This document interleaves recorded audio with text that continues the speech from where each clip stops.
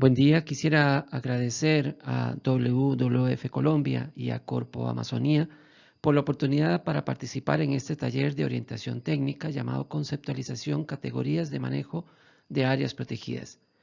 Mi nombre es Stanley Argueda, soy costarricense, soy parte de la Comisión Mundial de Áreas Protegidas y la Comisión de Gestión Ecosistémica de la UICN y de la Escuela Latinoamericana de Áreas Protegidas de la Universidad para la Cooperación Internacional. He venido a conversar un poquito con ustedes sobre insumos teóricos de carácter técnico y conceptual en el tema de categorías de manejo y procesos para la declaratoria. Como agenda de esta presentación, vamos a iniciar con algunos elementos conceptuales de apoyo para poder desarrollar mejor esta presentación. Luego, de acuerdo a la solicitud que me fue hecha con respecto a algunos temas a abordar, veremos un poquito sobre la recreación y uso como elemento determinante de selección de categorías, si lo es o no lo es, atributos que se pueden conservar a través de la práctica del turismo de naturaleza y experiencias de áreas donde el turismo es base clave del cumplimiento de sus objetivos de conservación. Iniciaremos entonces con algunos elementos conceptuales de apoyo. Primero que todo, quisiera que tuviéramos claro qué es una categoría de manejo.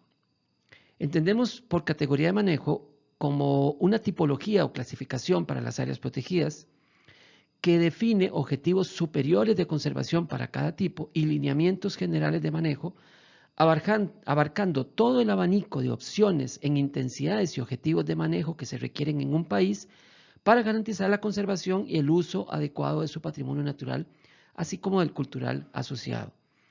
Vamos a ver esto mejor con un ejemplo. Supónganse que ustedes quisieran tener un sitio para alquilar vehículos para cualquier tipo de necesidad de los usuarios. Entonces una persona llega y dice, mire, yo necesito alquilar un vehículo y usted le pregunta inmediatamente, ¿para qué quiere el vehículo? Bueno, yo lo necesito para transportar unos sacos de cemento. Entonces ustedes lo que le ofrecen es un pick-up. Claro que en una minivan también podría echar algunos sacos de cemento, pero las minivan no están hechas para eso, pero sí un pick-up. Entonces la persona se va contenta con su pick-up. Llega otra persona y le dice que quiere transportar a familiares a una fiesta y entonces quiere alquilar un vehículo. Entonces usted le ofrece una minivan. También podría colocar a personas en la parte de atrás de un pick-up, pero no está hecho para eso. Y así sucesivamente, ustedes irán asignando el vehículo de acuerdo a lo que la persona necesita. Puede ser, como lo mencionaba antes, que algún vehículo usted podría forzar un poco las cosas y aparentemente servir para, pero no para los propósitos que ha sido diseñado. Pero esa no es la idea. La idea es que sea usado de acuerdo a los propósitos para los que fue diseñado. Bueno, esta tipología que estamos viendo ahí de vehículos se podrían llamar también categorías de vehículos. Bueno, es lo que nosotros llamamos como categorías de áreas protegidas. Y vamos a ver internacionalmente cuáles son las categorías que define los tipos, categorías que define la Unión Internacional para la Conservación de la Naturaleza, la UICN. A eso se le llama el Sistema Internacional de Categorías de Manejo de la UICN. Y vamos a ver en cada una de ellas el respectivo objetivo superior de conservación, o sea, esa razón por la cual buscamos esa categoría. Empezaremos con las más verdes, o sea, de las de más protección estricta, e iremos yendo a las más cafés, o sea, las que tienen mayor posibilidades de uso. Por ejemplo, la primera categoría es la categoría 1, que se divide en 1A y 1B. Esa categoría se busca cuando se quieren conservar procesos naturales prístinos a escala de sitios. La categoría 2, que corresponde, bueno, la primera, la categoría 1, corresponde a categorías como reservas biológicas, santuarios, reservas estrictas, también. La categoría 2, correspondiente a lo que conocemos como parques nacionales, pretende conservar procesos naturales a escala de grandes paisajes. Por otro lado está la categoría 3, que corresponde a lo que llamamos monumentos naturales. Eso pretende conservar rasgos, especies o ejemplares específicos y relevantes que se quieren conservar en un sitio determinado. A diferencia de los procesos naturales a escala de sitio, aquí no se conservan, en la categoría 3, no se busca conservar procesos, sino los rasgos particulares. La categoría 4, por ejemplo, lo que busca son áreas en donde se requiere manejar poblaciones de especies o hábitats para su conservación. Por ejemplo, digamos que tenemos una población de lagartos y la gente los quiere manejar para poder conservar esa especie de lagartos. Y eso significa manipular la población de lagartos. Entonces esa entra en la categoría 4, que generalmente se conocen como refugios de vida silvestre. También tenemos la categoría 5, que en ese caso lo que se pretende conservar son paisajes que son producto de la interacción entre el humano y la naturaleza. Son áreas muy particulares, escasas en nuestra región, en América Latina, porque son áreas que después de cientos o miles de años de interacción entre el ser humano y la naturaleza, se han generado esos nuevos ecosistemas.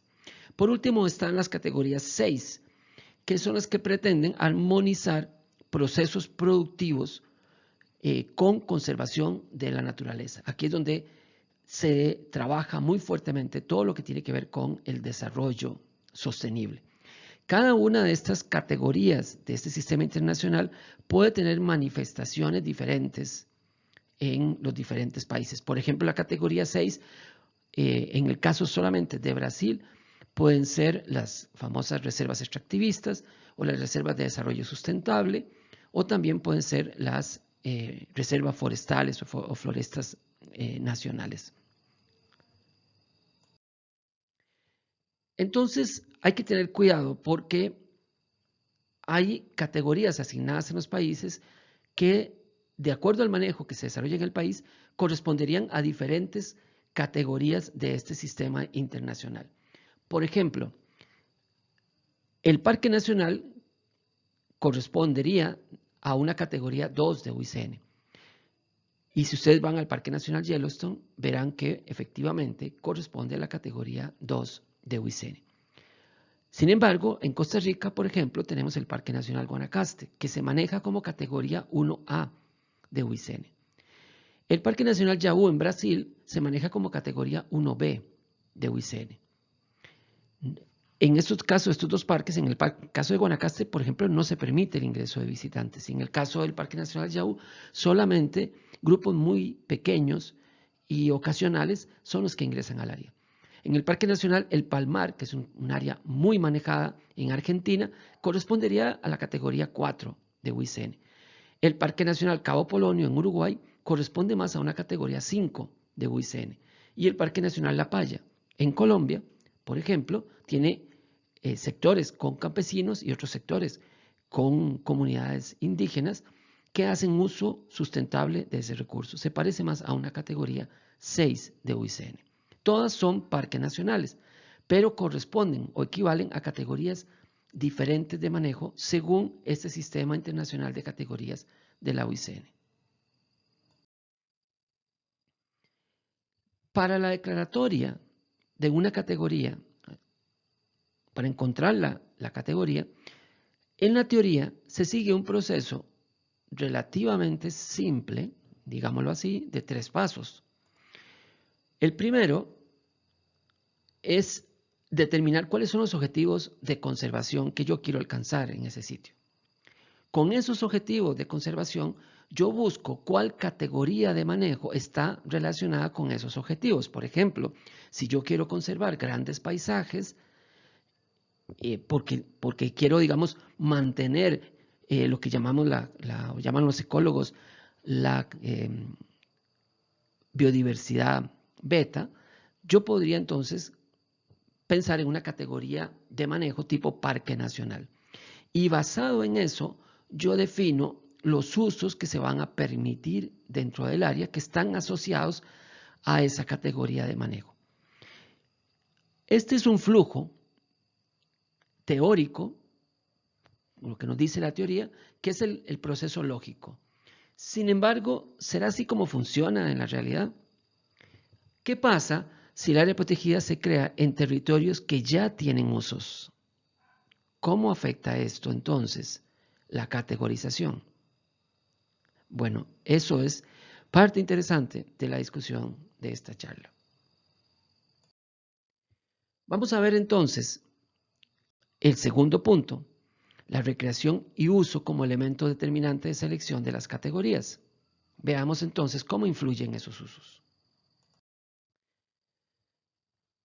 En este cuadro podemos ver en la primera columna diferentes usos o objetivos de manejo de acuerdo a ciertos temas y luego las categorías de manejo que les mencioné anteriormente en ese sistema internacional. Cuando tiene un 1 significa que esa acción de manejo, ese objetivo, es un objetivo principal. Cuando tiene un 2 es que es un objetivo secundario. Cuando tiene un 3 es que es un objetivo potencialmente aplicable. Y si tiene una rayita es que no se aplica. Entonces ahí pueden ver cómo los diferentes objetivos de manejo se aplican a las diferentes categorías de manejo. He resaltado el caso de turismo y recreación, que es un elemento que en esta charla estaremos trabajando más a profundidad. En este caso, por ejemplo, turismo y recreación no es compatible con la categoría 1A. Por eso les decía que en el Parque Nacional Guanacaste, en Costa Rica, no se permite el turismo ni la recreación en el área. Sin embargo, es permitido, que es un objetivo secundario de la categoría 1B. Pero es un objetivo principal en los parques nacionales, que es la categoría 2, aun cuando en Costa Rica les mencioné el caso del Parque Nacional Guanacaste. Para la categoría 3 es también un objetivo principal, es un objetivo potencialmente aplicable en la categoría 4, en la categoría 5 es un objetivo principal y en la categoría 6 es un objetivo potencialmente aplicable. Vean, observen que el turismo realmente es compatible con casi todas las categorías de manejo, a excepción de la primera, que son áreas estrictamente protegidas y se mantienen cerradas a diferentes tipos de uso público.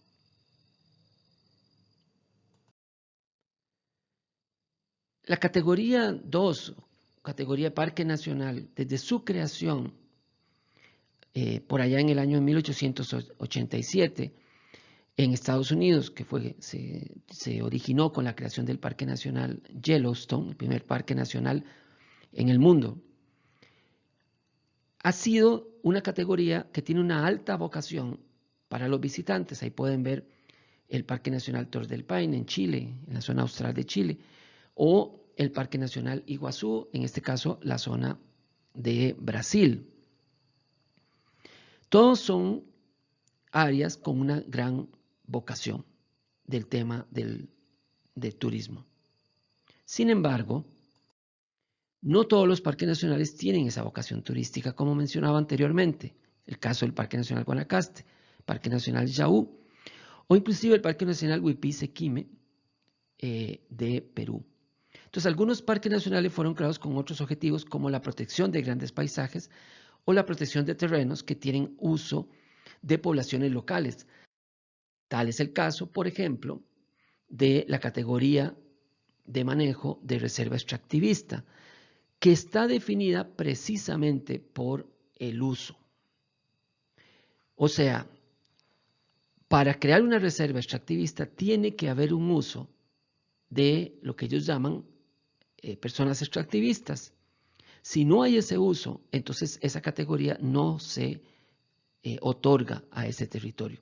De hecho, el área protegida se delimita con base en las zonas de uso extractivista de esas comunidades. Esto es en el caso de Brasil, donde existe, es el único país en América Latina y en el mundo que tiene esta categoría de reserva extractivista.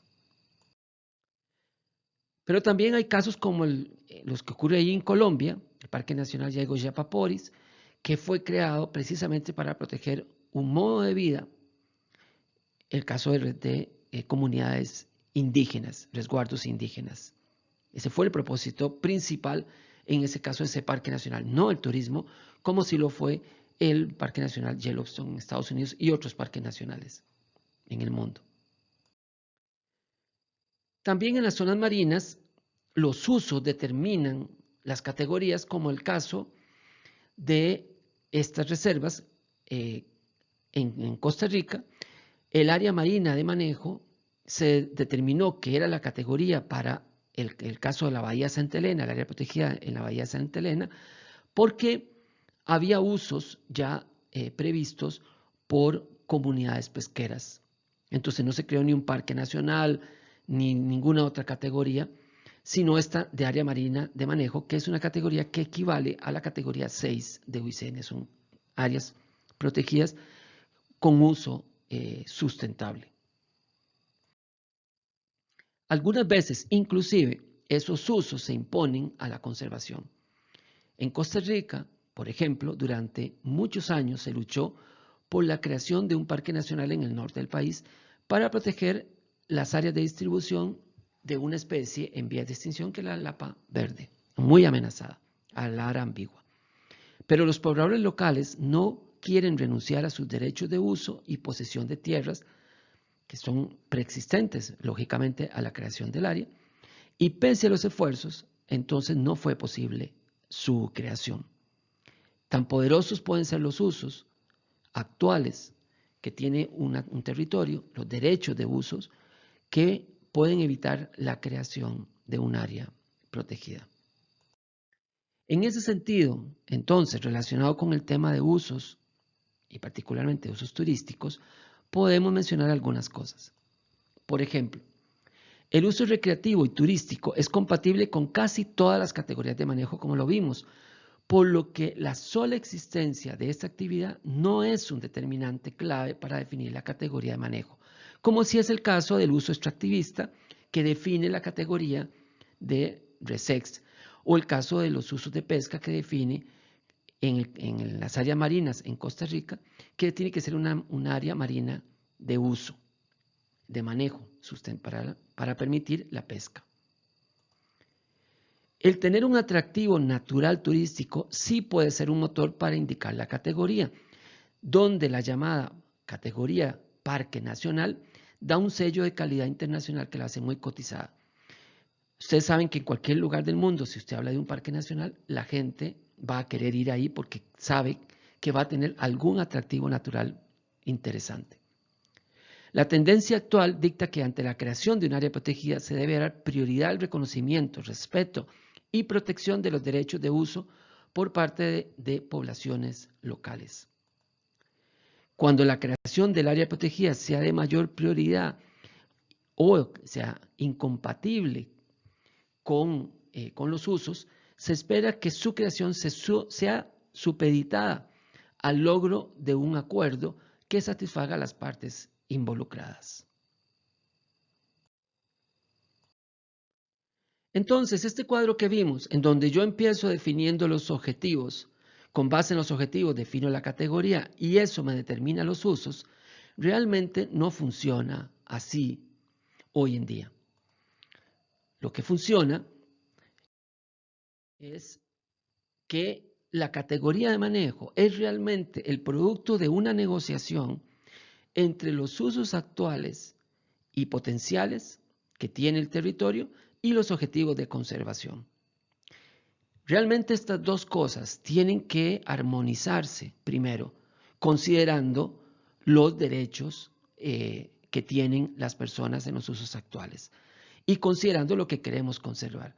Una vez que se ha armonizado eso, se define una categoría de manejo que permita lograr esa armonización a la cual se llegó entre las partes y los intereses involucrados. Veamos ahora entonces nuestro tercer punto de la agenda, que son los atributos que se pueden conservar a través de la práctica del turismo de naturaleza. Para entender lo que podemos conservar con el turismo de naturaleza, hay que entender cuáles son los beneficios que genera el turismo de naturaleza en el marco de un área protegida. Primero, genera fondos para operar. Ahí estamos viendo el ingreso al Parque Nacional Iguazú, del lado de Argentina, que genera una gran cantidad de dividendos para la Administración de Parques Nacionales de Argentina en general y particularmente para la gestión de esta área protegida. Pero también fomenta impacto social y económico local, lo que llamamos las externalidades económicas, en las comunidades aledañas. Y esto es algo muy deseado también en el marco de la gestión de las áreas protegidas. Por otro lado, genera beneficios en términos de la formación ciudadana ambiental a través de la conciencia que adquieren las personas que visitan el área por solo el hecho de estar en contacto con la naturaleza, por solo el hecho de conocer, porque recuerden esa frase, nadie ama lo que no conoce, pero también por aquellos programas de interpretación ambiental que se desarrollan en las diferentes áreas protegidas. Sin embargo, también el turismo trae impactos no deseados o llamados problemas. Uno de ellos son impactos sobre las especies y ambientes. Esos espacios tienen que ver con los cambios en el comportamiento de ciertas especies que se acostumbran a comer, por ejemplo, como lo vemos en la foto, comida de turistas, pero también en basura y en modificación de otros problemas en los ambientes naturales que están dentro de las áreas. También hay otro impacto y tiene que ver con las comunidades aledañas, que si bien reciben externalidades positivas, también reciben externalidades negativas.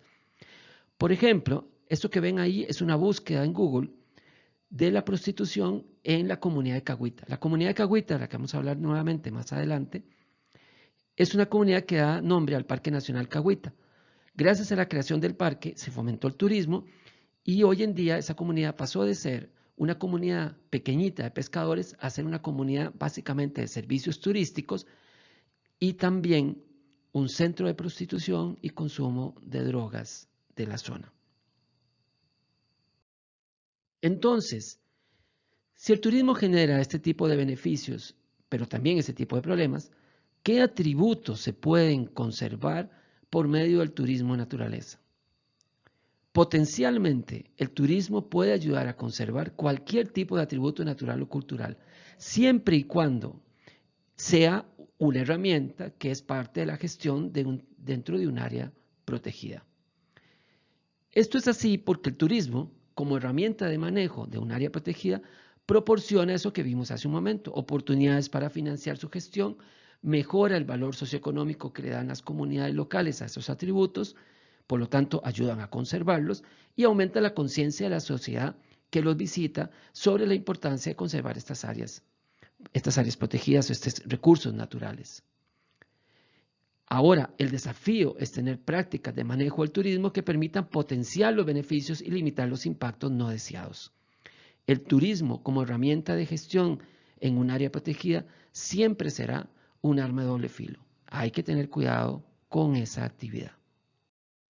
Vamos entonces ahora a nuestro cuarto y último punto de la agenda y les mencionaré algunas experiencias de áreas donde el turismo es y ha sido base clave del cumplimiento de sus objetivos de conservación. Vamos a empezar con el sistema de comanejo del Parque Nacional Cahuita en Costa Rica. El Parque Nacional Cahuita en el Caribe costarricense, por más de 20 años y después de grandes conflictos provocados por limitaciones que produjo la creación del parque al acceso de los pobladores a los recursos del mar en esta población cahuita que les mencioné anteriormente y a los beneficios derivados del turismo, las autoridades ambientales de Costa Rica y la comunidad de Cahuita establecieron un acuerdo de comanejo del turismo para uno de los sectores del parque, Playa Blanca. Otros sectores del parque no entraron en ese acuerdo. Esto provocó que el cobro de ingreso en ese sector fuera a un fondo administrado de manera conjunta entre la comunidad y el gobierno, generando grandes beneficios locales en educación, infraestructura y salud. O sea, el dinero se invirtió directamente en la comunidad de Cahuita. Esta experiencia ha sido referencia nacional e internacional para pasar de la conflictividad a la colaboración. Y evidentemente el turismo fue lo que hizo posible esta transformación. Por lo tanto, este es un ejemplo de cómo el turismo ayuda a lograr los objetivos de un área protegida. Otro caso es la Reserva Biológica del Bosque Nuboso de Monteverde, también en Costa Rica. En este caso, esta es un área protegida privada administrada por el Centro Científico Tropical en Costa Rica, conocido como el CCT. El CCT, pese a su vocación científica, ha mantenido un uso turístico importante en una pequeña área de esta reserva, con un manejo excelente de los impactos turísticos y de sus potencialidades. Esto les ha permitido ganar una gran popularidad internacional por la excelencia de los guías que brindan el servicio de interpretación y que han sido capacitados por ellos. Imagínense, guías capacitados por científicos. También generan una gran cantidad de externalidades a tour operadores locales, siendo ellos el principal atractivo de una de las zonas más turísticas de Costa Rica. Por último, lo recaudado por visitación financia gran parte del presupuesto del Centro Científico Tropical para otras actividades de investigación y conservación, y financia también el 100% en el caso de las operaciones de la reserva, con la particularidad que han creado un fideicomiso para que en caso de tener que cerrar el área al turismo, su operación básica se pueda financiar por alrededor de 10 años, o sea, está garantizada por 10 años. Sin duda, el turismo es uno de los factores primordiales del éxito que ha tenido la gestión de esta reserva, la cual prontamente será certificada como lista verde de la UICN. Cuando llegue ese momento, será la primera reserva privada en el mundo en tener ese galardón de ser parte de la lista verde. Otro caso interesante es el área protegida Península de Valdés en Argentina. Esta es un área protegida subnacional. El área protegida Península de Valdés fue creada en el 2001 por el gobierno de la provincia de Chubut, en Argentina. La autoridad responsable de su gestión es el Ministerio de Turismo. Ojo, no es el Ministerio de Ambiente, es el Ministerio de Turismo. Pero se hace de manera compartida entre esta institución pública y otra que se ha llamado Administradora del Área Natural Protegida. Así se llama la entidad, que es un ente público no estatal. O sea, es un ente que fue creado por el gobierno, por lo tanto es público, pero que funciona como una entidad privada. La administradora maneja todos los recursos provenientes del cobro de ingreso del área protegida, que son montones, y son redistribuidos para su conservación y para apoyar programas sociales y económicos en las poblaciones dentro del área. El área tiene poblaciones dentro. El 100% de sus recursos operativos vienen del turismo. Y la gran aceptación local que tiene esta área protegida es producto de las externalidades que esta actividad, o sea, el turismo, provoca a los locales, siendo los únicos detractores aquellos que no disfrutan del turismo, como son los pescadores y los dueños de predios con ganado, ya que sus rebaños compiten con los herbívoros naturales por la comida. Este es un caso en donde el turismo es la base fundamental para el logro de los objetivos de esta área protegida. Otro caso que quiero mencionarles es el caso del Parque Nacional Cabo Polonio en Uruguay. El Parque Nacional Cabo Polonio es un área protegida de Uruguay que desde 2009 integra parte del Sistema Nacional de Áreas Naturales Protegidas en ese país. El parque está formado por una porción de costa, un sector oceánico y las islas que se encuentran dentro de este último, totalizando 25.000 y resto de hectáreas. Dentro del parque se ubica una pequeña localidad que se llama Cabo Polonio, que le da el nombre al Parque Nacional. Para lograr compatibilizar los intereses de la comunidad que hay dentro del parque, que inicialmente se oponía a la creación del área, con los objetivos de conservación, todas sus actividades productivas, o sea, las actividades productivas de la comunidad fueron direccionadas hacia el turismo, de forma que la misma forma de vida de sus pobladores es parte de los atractivos que ven los visitantes al área. Sin el turismo no se hubiese logrado el favor de estas comunidades y con ellas conservar los ambientes y las poblaciones de especies dentro del área protegida. El turismo fue el detonante del cambio en las comunidades, en esa comunidad en particular. Para cerrar entonces algunas reflexiones. Primero que todo, hay que dejar claro que el turismo por sí solo, per se, no conforma un objetivo suficientemente fuerte para justificar la creación de un área protegida. El turismo siempre deberá ser supeditado a la conservación de un recurso natural como foco principal. La creación de un área siempre es conservar un recurso natural. El turismo siempre será un objetivo asociado a ese objetivo primordial. El turismo como actividad de manejo no está diseñada para conservar recursos naturales de forma tan directa como si lo hacen otras actividades de manejo, por ejemplo, el control y vigilancia, restauración ecológica o el manejo de las especies. Los visitantes no hacen conservación del recurso natural. Sin embargo, el turismo se promueve en las áreas protegidas porque genera esos beneficios que mencionamos anteriormente: ingresos financieros para su gestión, impacto socioeconómico local, formación de conciencia social. Pero al mismo tiempo hay que tener mucho cuidado con los dos grandes impactos negativos: los daños al ambiente, donde ocurre el contacto entre el turista y la naturaleza, y los cambios no deseados en la cultura de las comunidades locales. Esto es lo que quería compartir con ustedes. Les agradezco de nuevo la invitación y quedo a las órdenes para consultas, reflexiones y otros aportes del público presente. Muchas gracias.